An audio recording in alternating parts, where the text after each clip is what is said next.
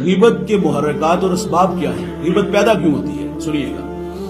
اس کی پہلی وجہ یہ ہے کہ ہم کسی کے منہ پہ تو بات نہیں کر سکتے نا، جرت نہیں ہوتی۔ وہ میاں صاحب لوکی منو منہ آتے خول چھڑا کے ملتے، اچھا بننے کی بڑی اچھی ادائیں ہوتی ہیں، اور ہم سمجھتے کہ یار اس جیسا مخلص دوست ہی کوئی نہیں، بھائی کوئی نہیں، رشتہ دار ہی کوئی نہیں۔ لیکن جب اس کا مکروہ چہرہ سامنے آتا ہے تو خوف آتا ہے کہ دل کی کہانی اس سے کہیں۔ یہ اس قابل نے، وہ احمد فراز نے کہا تھا کہ تم تکلف کو بھی اخلاص سمجھ بیٹھے فراز، دوست نہیں ہوتا ہر ہاتھ ملانے والا۔ تو ہم دھوکہ کھا جاتے ہیں، ہماری صفوں میں ہمارے دشمن کھڑے ہوتے ہیں، منافقت کا لبادہ اڑے ہوئے۔ اور دوسری وجہ غیبت حسد کی وجہ سے بھی پیدا ہوتی ہے، وہ مال و دولت کی وجہ سے بھی ہو سکتی ہے، وہ کسی کی عہدے کی وجہ سے بھی، ترقی کی وجہ سے بھی ہو سکتی ہے۔ مال و دولت کون دیتا ہے بھائی؟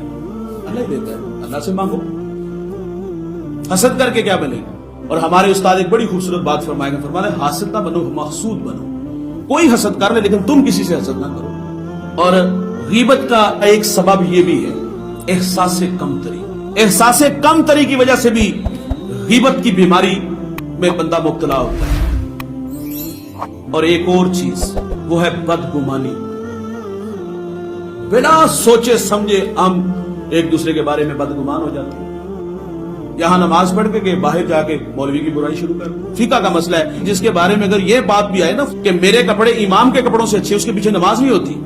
واصف علی واصف کہتے ہیں تسلیم کے بعد تحقیق گمراہی ہوتی ہے، پہلے تحقیق کر لو، اگر وہ مصلی پہ کھڑے ہونے کے قابل نہیں تو نہ کھڑا کرو، لیکن جس کو کھڑا کیا ہے اس کو عزت بھی تو دو نا، اس کے بارے میں رائے بھی تو محفوظ رکھو نا۔ اور یہ بدگمانیاں ہمارے گھروں میں بھی ہیں۔ بیٹا کام سے واپس آیا، سارا دن فون تے لگی سی، بیٹے کو نہیں سمجھ چل رہی کہ سارا دن یہ گھر کے کام کاج، صفائی ستھرائی، کپڑے دھونے، کھانا بنانا یہ کس نے کیا ہے؟ ہم بیٹی بنا کے بہو بنا کے نوکرانی لاتے ہیں، تو وہ نوکروں والے سارے کام اس نے کیے ہیں یار۔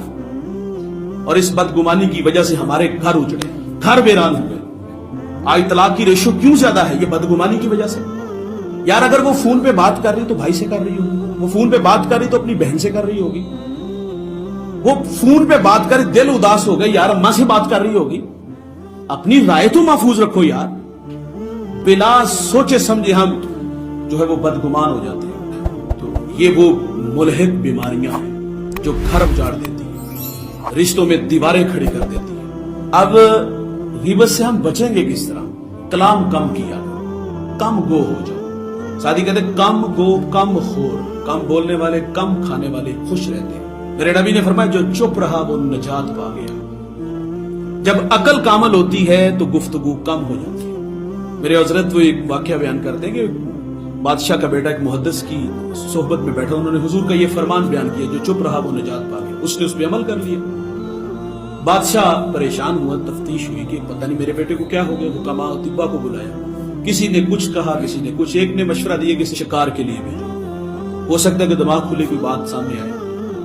تو شکاری کے ساتھ ایک درخت کے پاس سے گزرے جنگل سے، تو وہ گنا درخت تھا، آگے بڑھے تو فاختہ بولی، 2 قدم واپس آیا، اس نے اسے تلاش کیا، تیر مارا، وہ پھڑپڑاتی ہوئی زمین پہ آئی۔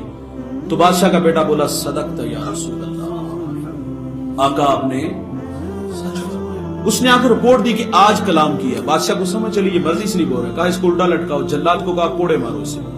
جب کوڑا لگتا تو کیا کہتا ہے؟ صدقت یا رسول اللہ، آقا آپ نے سچ فرمایا۔ فاختہ بولی، فاختہ ماری گئی، میں بولا تو میں مارا گیا۔ کلام کم کر دو یار۔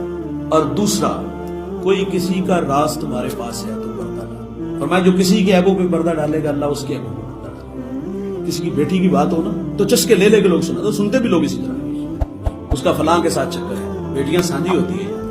تو ایک فرمایا کہ اولیاء اللہ کی صحبت میں بیٹھا، چنگیاں دے لڑ لگیاں میری چولی کھل گئے، بندیاں دے لڑ لگیاں میرے اگلے بھی ڈول گئے۔ چنگے بندے دی صحبت یارو جویں دکان اتاراں، سودا پاویں مل نہ لئیے گلے آن ہزاراں۔ اور برے بندے دی صحبت یارو جویں دکان لوہاراں، کپڑے پاویں کنج کنج رکھیے چن کا پین ہزاراں۔ اللہ والوں کے پاس بیٹھو گے یہ دلوں کے زنگ اتریں گے۔ یہ جو جڑی بوٹیاں نا، حسد، کینہ، غیبت، چغلی کی بیماریاں ہیں، ان لوگوں کے پاس بیٹھنے سے یہ ختم